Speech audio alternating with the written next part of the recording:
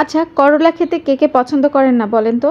আমি তো ভীষণ পছন্দ করি। করলা তেতো হোক আর যাই হোক, করলা দিয়ে যেকোনো তরকারিই আমার ভীষণ পছন্দ। সেটা ভাজি হোক, চচ্চড়ি হোক, করলা দিয়ে কোনো ঝোল হোক বা যাই হোক, করলা ভর্তা হোক, আমি ভীষণ পছন্দ করি। আর এটা তেতো হলেও শরীরের জন্য কিন্তু অনেক বেশি উপকারী। তো আজকে আমি করলা ভাজির একটা রেসিপি আপনাদের সঙ্গে শেয়ার করছি। এটা হচ্ছে আমার শাশুড়ি মায়ের রেসিপি। তো ফার্স্টেই দেখলেন করলাটা আমি ভালো মতো ধুয়ে পানি ঝরিয়ে নিয়েছিলাম, আর তারপরে তেল দিয়ে কড়াইটা গরম হয়ে গেলে, তেলটা গরম হয়ে গেলে আর কি এখানে করলাগুলো দিয়েছি, আর দিয়েছি আলু কুচি। করলার মধ্যে আলু দিলে অনেকটা ভালো হয়, মানে তেঁতোটাও একটু কমে আসে আর টেস্টটাও বেশি ভালো লাগে। আর তারপরে দিয়েছি মরিচ কুচি। এখানে কিন্তু পেঁয়াজটা আমি দেইনি, এটাই হচ্ছে ট্রিক্স। তো এভাবে করে আমি ভেজে নিচ্ছি কিছুক্ষণ, যতক্ষণ না পর্যন্ত করলাটা ভাজা ভাজা হয়ে আসছে। এই যে দেখেন আলুগুলো সিদ্ধ হয়ে গেছে আর করলাটাও ভাজা ভাজা হয়ে গেছে ব্রাউন কালার। ঠিক তখন হচ্ছে এর মধ্যে আমি মোটা করে কাটা অনেক বেশি করে পেঁয়াজ দিয়েছি। করলাতে কিন্তু পেঁয়াজটা বেশি হলেই খেতে ভালো লাগে, তাহলে আর তেতোটাও লাগে না, আর খেতে ভীষণ ভালো লাগে। আর এই যে এ পর্যায়ে পেঁয়াজটা দিলাম, এতে করে পেঁয়াজটা কিন্তু গলে যাবে না, একটু কচকচে থাকবে, মানে নরম থাকবে। এটা মুখে পড়লে খেতে অসম্ভব মজা হবে। আর এই করলা ভাজিটা আমি আমার শাশুড়ি মায়ের কাছ থেকে শিখেছি, আর এটা এত বেশি মজা, এটা ভাত রুটি যে কোনো কিছু দিয়ে অনেক বেশি মজা লাগে, আপনারা ট্রাই করতে পারেন। তো এই তো করলা ভাজিটা হয়ে গেছে, আর এদিকে হচ্ছে আমি রুটি বানিয়েছি, রুটিগুলো ছেঁকে নিচ্ছি। তো আমার জামাইকে হচ্ছে সকালে নাস্তায় রুটি আর করলা ভাজিই দিব, আর দুপুরের জন্য হচ্ছে লাউ ঘন্ট আর করলা ভাজি তো থাকবেই। তো এই সিম্পল রান্নাবান্নাই আজকে করছি, কারণ আমার শরীরটা একটু খারাপ ছিল গতকালকে রাতে।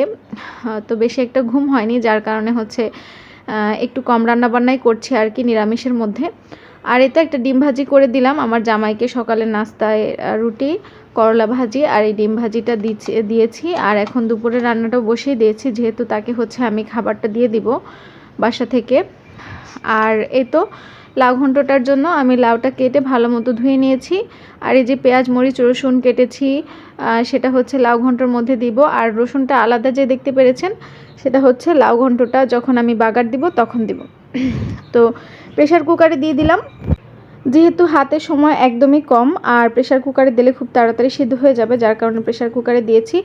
আর কিভাবে দিয়েছি দেখতেই পেরেছেন, লাউ দিয়েছি আর ওই যে পেঁয়াজ মরিচ রসুন কেটে রেখেছিলাম সেগুলো দিয়েছি, সামান্য একটু লবণ দিয়েছি আর একটু পানি দিয়েছি।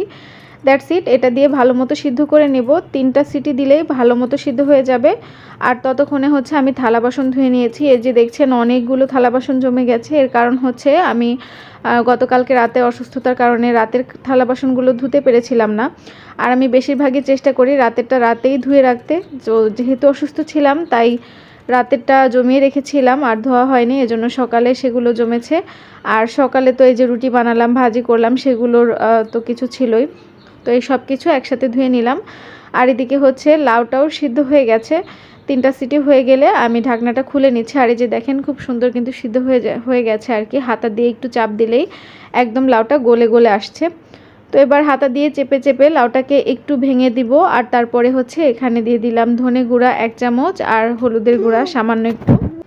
আর যে কোনো লাউ রান্নাতেই কিন্তু হলুদের গুঁড়াতে একটু কম দিলেই বেশি স্বাদ হয় খেতে, আমার কাছে এটাই বেশি ভালো লাগে। তো যাই হোক, সামান্য একটু হলুদের গুঁড়া দিয়ে আর একটু পানিও দিব, তারপরে হচ্ছে এই লাউটাকে ভালো মতো আর একটু জাল করে নিব। আর তারপরে হচ্ছে বাগার দিব। লাউ ঘন্টটা আমি এভাবেই করে থাকি, আর এই লাউ ঘন্টটা কিন্তু খেলে একদম পেটটা ঠান্ডা হয়ে যায়। তো নিরামিষ যখন আমি রান্না করি তখন এভাবেই রান্না করি। তো যেহেতু আজকে মাছ মাংস কিছুই নেই, তো লাউ ঘন্টটাই একটু ভালোভাবে করার চেষ্টা করছি। আর এই লাউ ঘন্ট দিয়ে অনায়াসে আমি 1 প্লেট ভাত খেয়ে ফেলতে পারি, আমার কাছে অনেক বেশি মজা লাগে। লাউ তরকারি আমার এমনিতেই অনেক বেশি প্রিয়। তো যাই হোক, লাউটা বাগার দেওয়ার জন্য এখানে আমি হচ্ছে রসুন কুচিগুলো দিয়ে ব্রাউন করে ভেজে নিয়েছি, একটা তেজপাতা চিড়ে দিয়েছি, আর সবশেষে হচ্ছে একটা ডিম ভেঙে দিলাম। এভাবে ডিম ভেঙে দিয়ে লাউ ঘন্ট কে খেয়েছেন আমাকে কমেন্টে জানাবেন, এটা কিন্তু অনেক বেশি মজা লাগে। তো ডিমটা দিয়ে স্ক্র্যাম্বল করে নিয়ে তার মধ্যে হচ্ছে এবার লাউ ঘন্টটা দিয়ে ভালো মতো নেড়ে চেড়ে 2 মিনিটের মতো জাল করে নিলেই লাউ ঘন্টটা হয়ে যাবে। এটা খেতে অনেক বেশি মজা হয়। আপনারা এভাবে কে কে লাউ ঘন্ট করে খেয়েছেন আমাকে কমেন্টে জানাবেন, আর লাউ ঘন্ট কার কার পছন্দ সেটাও জানাবেন। তো যাই হোক, আজকের সিম্পল রান্নাবান্না কিন্তু শেষ। এবার আমি চুলাটাও ক্লিন করে নিচ্ছি। আমি সব সময় অল্প স্বল্প রান্না করলেও চুলা সব সময় ক্লিন করে নেই। তো যাই হোক, আজকের মতো বিদায় নিচ্ছি। কেমন লেগেছে আমার ভিডিওটি অবশ্যই কমেন্টে জানাবেন। আল্লাহ হাফেজ।